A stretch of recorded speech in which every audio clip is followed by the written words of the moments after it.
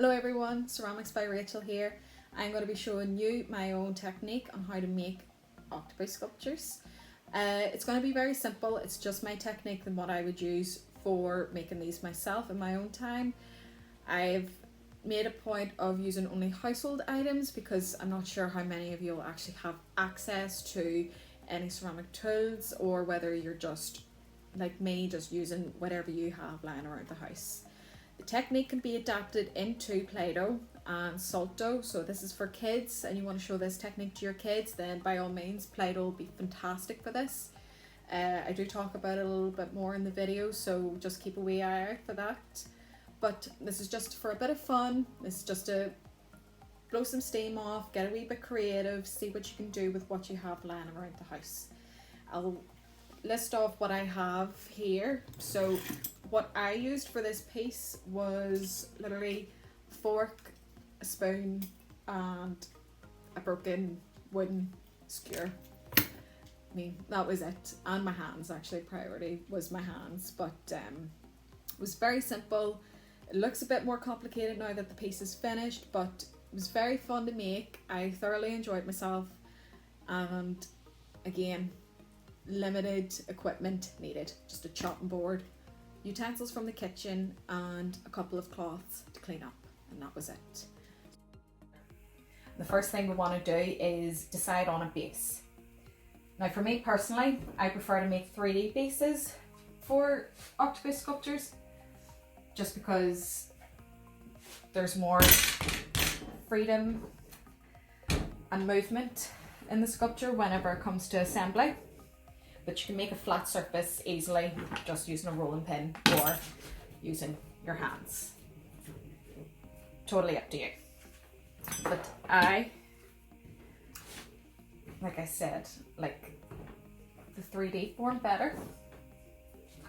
So all I'm gonna do now is just wedge my clay. Make sure I've got all the air bubbles out.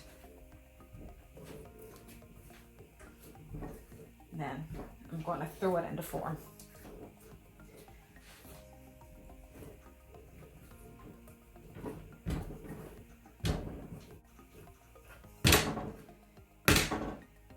All I'm doing here with this technique is slapping the clay hard onto the board, but also pulling it, and that stretches the clay out without flattening it too much.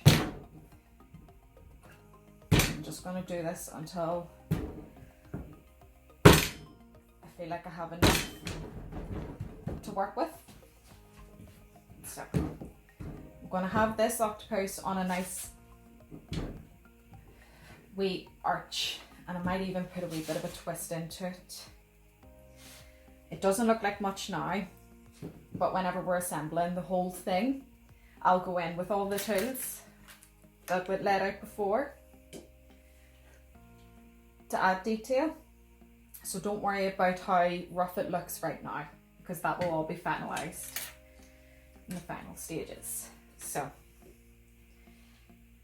might see how that goes. And now I'm going to leave it over to the side to dry a bit.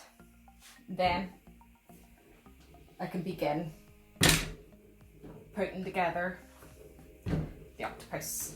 What we're going to do is start making the individual parts that will go towards making the sculpture. And how we do that is just by, we'll break this clay up into 2 parts and break it up again. The idea is I'm going to be making the tentacles and the head separate. I'll start here with, just trying to make this as even as possible. So I'm going to break this into 2. They're almost the same size.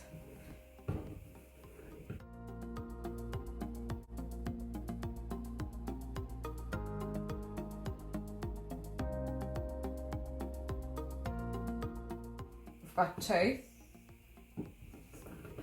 I'm just going to keep rolling these until the size is compatible with our base.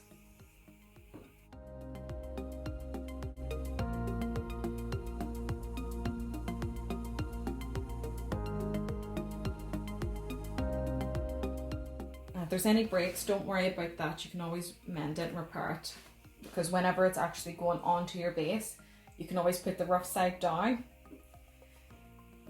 So like here, we've got an extra join. When applying to the sculpture itself, the plinth, you can always put that face down. So, oh dear, got a wee break there. So,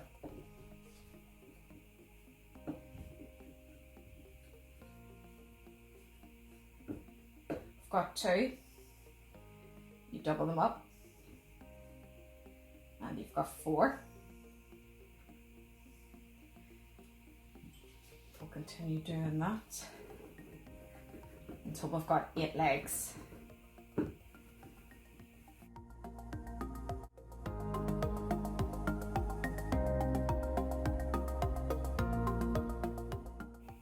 If you find the ends are still a wee bit stumpy, you can always just cut them like so.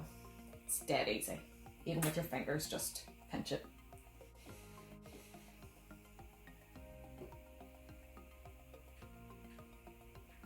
And here's 2. Here's 4. And it's very easy.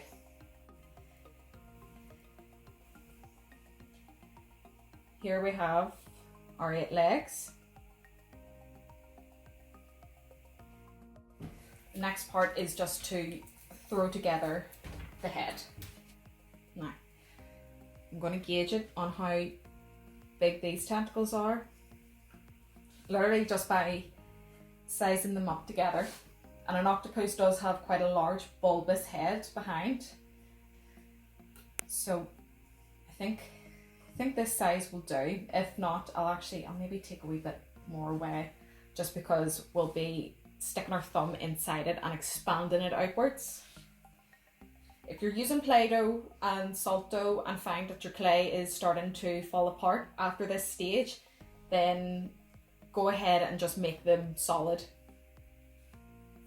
because they'll not be going into a kiln or anything, so you don't need to worry about explosions, which is handy. So all I'm doing is pushing my thumb into the clay, and with my 3 fingers on the outside, I'm just pressing. And you use your thumb, push outwards, and your 3 fingers on the outside are there to distribute that pressure. And that means there's an even distribution of the clay. And that's the goal. We want to break down the ball pretty much and spread it out. And this is actually what's known as a pinch pot technique.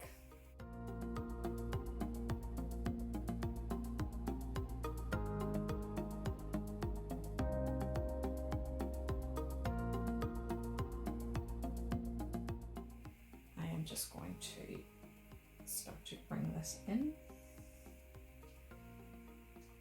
and make sure it's more rounded.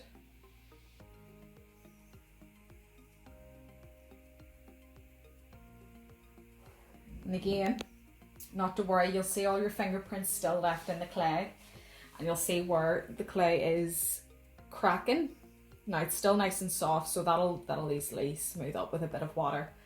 Same with Play-Doh and salt dough, the same thing will probably still happen, but again, that all gets toned down in the refining stage, and you'll be able to cover it with decoration or smooth it out, however way you want to do it. So that's the head ready. Now we can begin to assemble.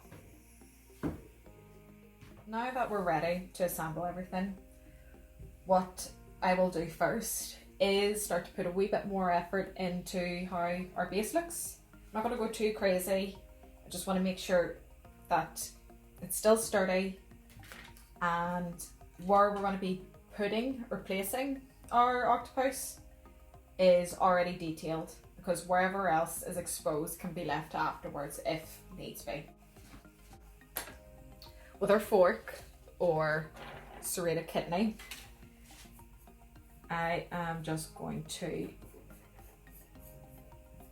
create some detail just to make it look uneven and natural, just like a rock would be.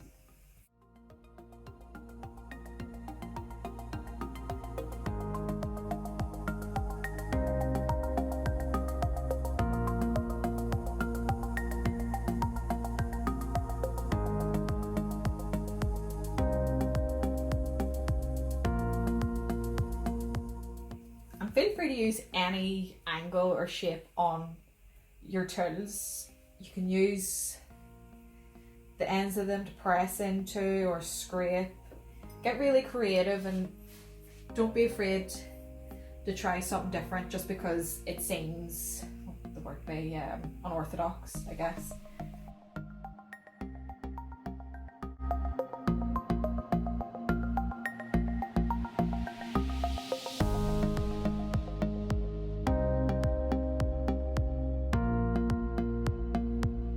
If you are making a plinth and you find that the centre of it or base of it starting to fall apart, do support it. I know I don't have any support under this, but this type of clay I'm using is actually very good at supporting itself. It's very heavily grout clay, so I never have any trouble with these sort of things. But if you do, a bit of paper, tissue, old material or sponge, or if you're using clay, just prop it up with more clay and that'll work just as well.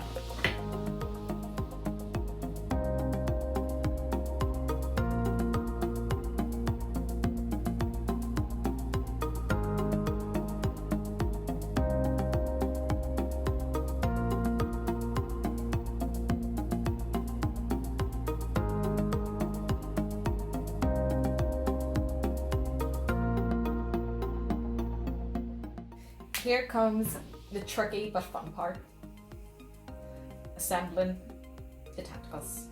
So when you're making something like this, as delicate as octopus arms, you will find a lot of breaks are very likely to happen, but that's okay because that's what the plinth's for. Anything that breaks off, you have it stuck to the plinth and then you can just fill it back in with the clay or Play-Doh, whatever you were using, and no one will be the wiser. I'm just going to squish some of these wee legs out because they're still quite fat at the ends. With our legs, we're going to pinch the top together. So we had all our tentacles laid out together, lapped over each other, and now we can start to stick them together at the end, because this is where the face is going to be, and we'll attach two big eyes there. So see what I mean by breaks will start to happen? That's okay, we're just going to cover them over, and I am going to gauge. So yes, what I was saying was, for assembling, it is good to have a wee picture drawn out just to understand what way you want to pose the piece beforehand. I actually have a wee sneaky drawn here,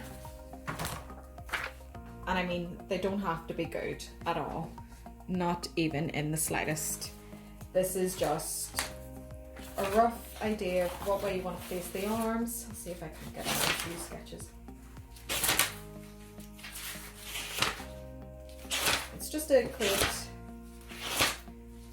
a vision of what you actually want to achieve from the piece, and it helps you get a bit more creative. So like so, not detailed in the slightest, it's just a general idea of how I would like the arms to be placed.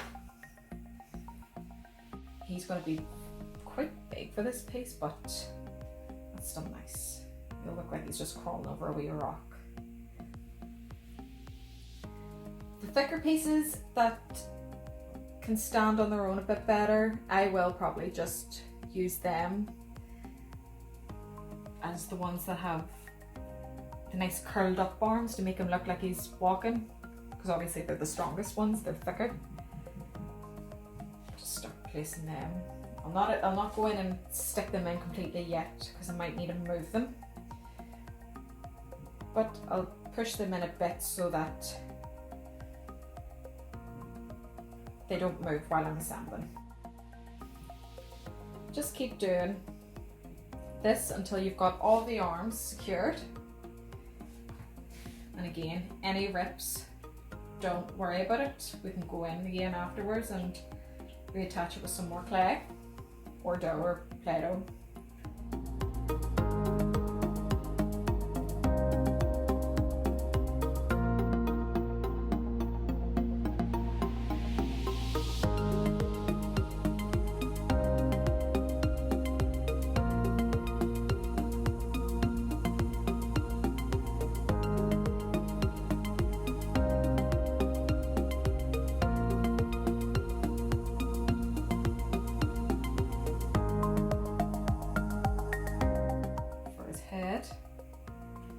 I'm just going to see whatever way sits better with the opening, because we're just going to put it over him anyway. And if you are using salt dough, I'm not sure whether you can bake salt dough, but if you are planning on putting this in the oven, do prick it a couple of times with your skewer. That just means there's no air bubbles and you don't have to worry about the dough expanding. If it does do that in the oven, if it expands, you don't have to worry about it breaking, which sure enough happens in the kiln, as I know all too well.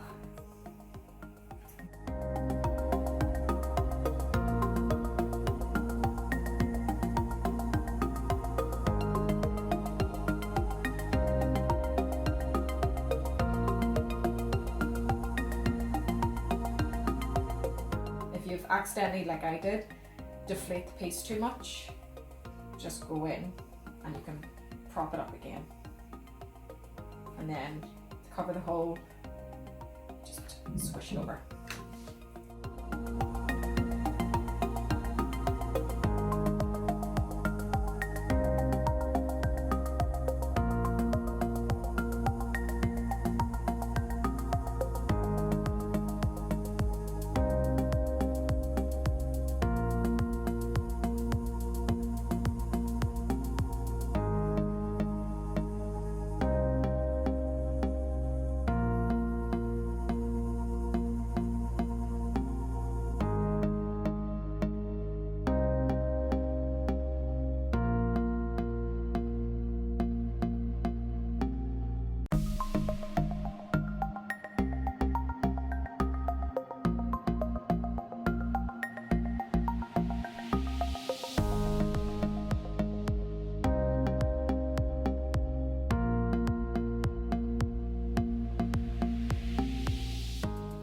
Got our head stuck on at the back, and now we're just going to start making the detail for octopus eyes.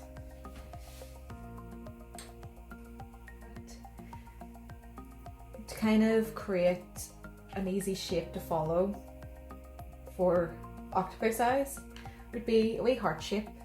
So we'll actually test this out now. We'll flatten this all out so that we're left with the rectangle again. And what we'll do is get extra clay here, draw a heart,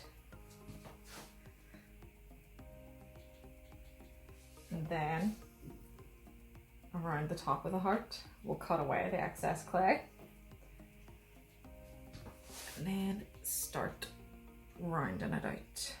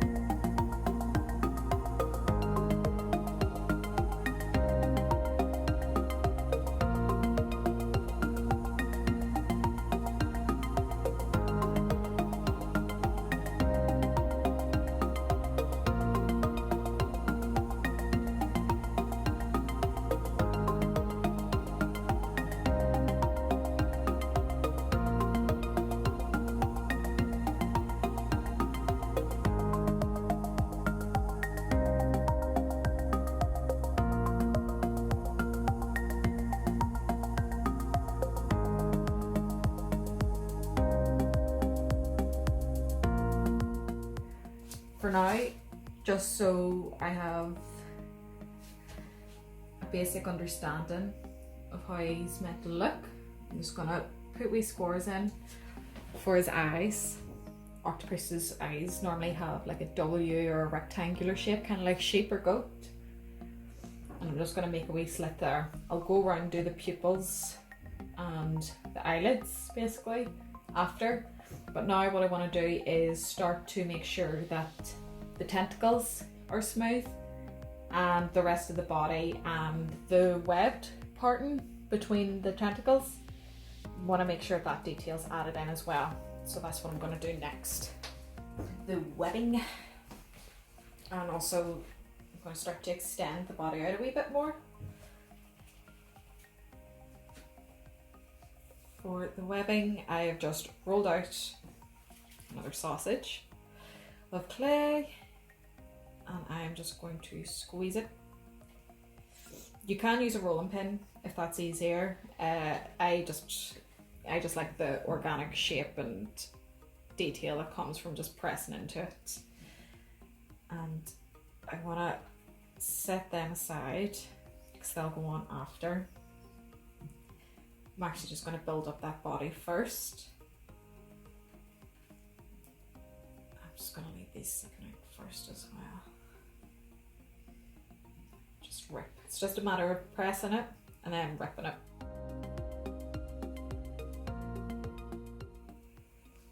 Around here, there's some thinner parts where the clay has obviously broken, where it's been too thin.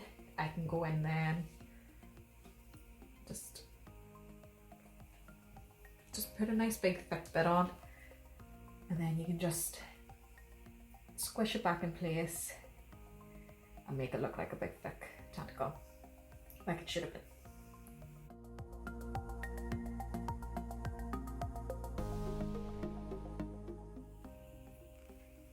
Get this round and we'll start to get the body then assembled.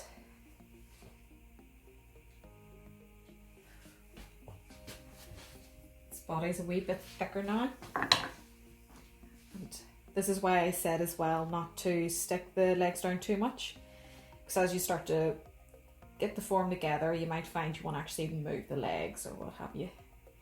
So I'm actually just gonna reattach that one using the back. I'm just using the back of my fingernail.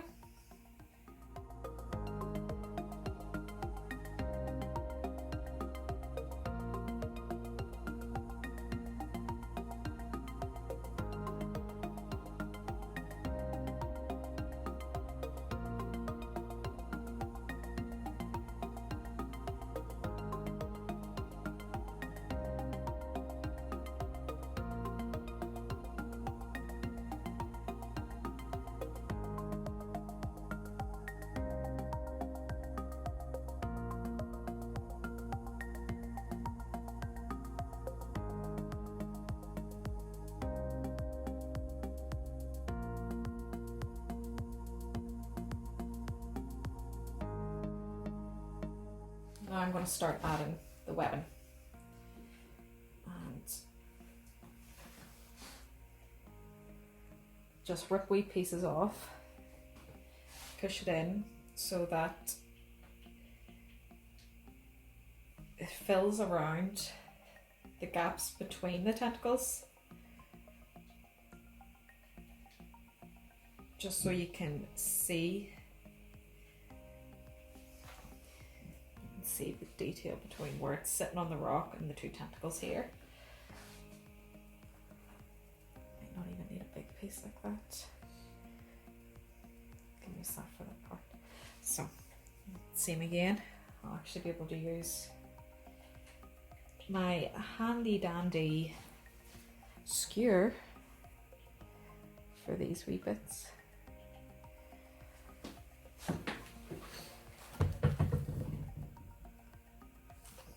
And don't worry if it curls up either. It's actually quite a nice organic shape to it.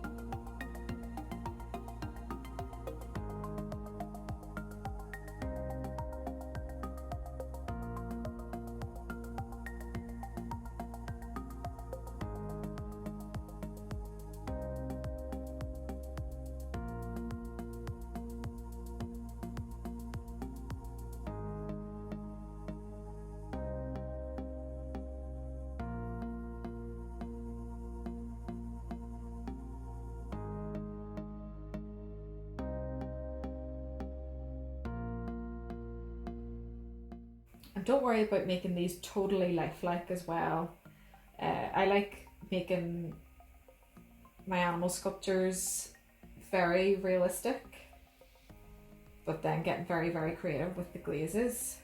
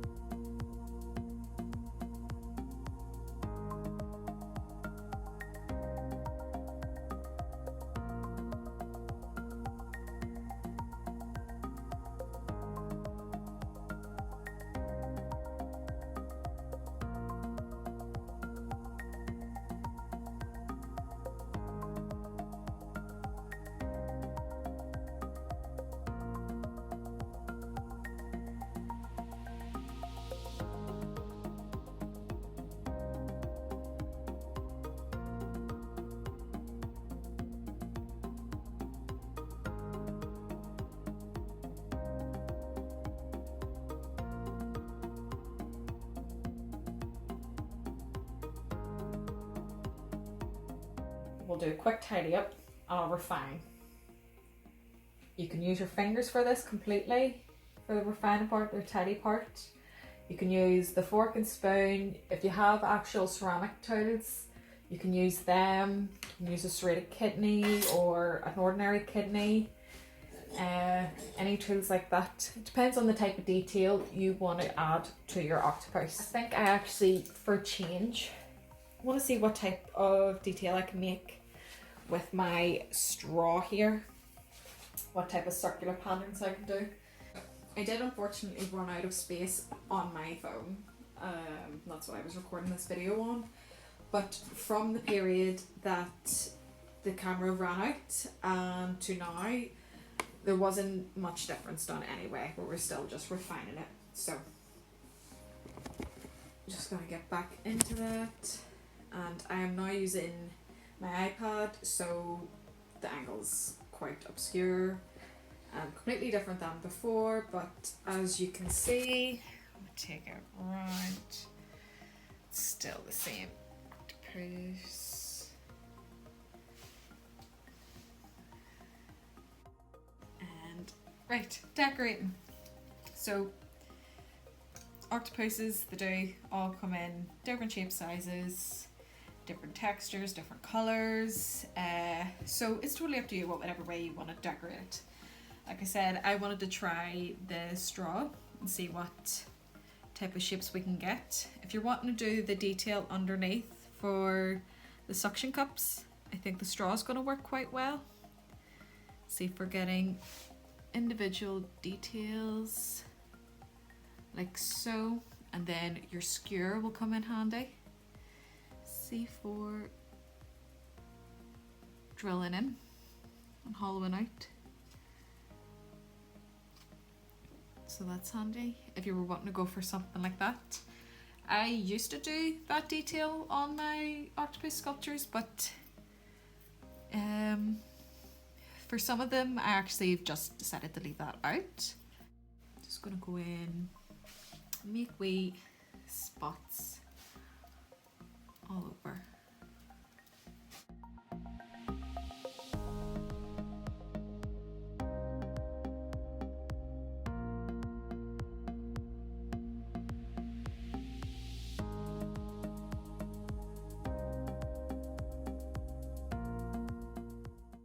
And then with your fork, if you wanted to, I'll just smooth that out quickly. If you want to start over, you didn't like that detail, with your finger or the spoon, smooth it out.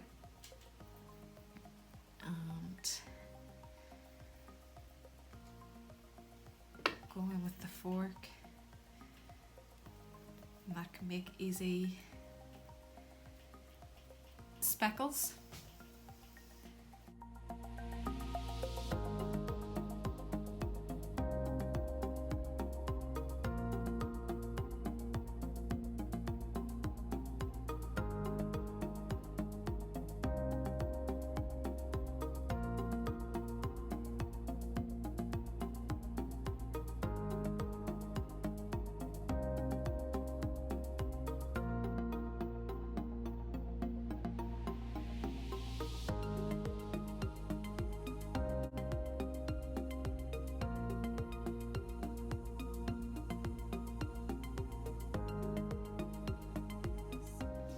that is the final product. I'd like to say a big thank you to everyone who's watched the video. I hope you enjoyed it, and I hope you ended up making something very, very nice yourselves. I hope this video wasn't a total misguided video, but again, I had a lot of fun, and I hope you did too. Thank you again.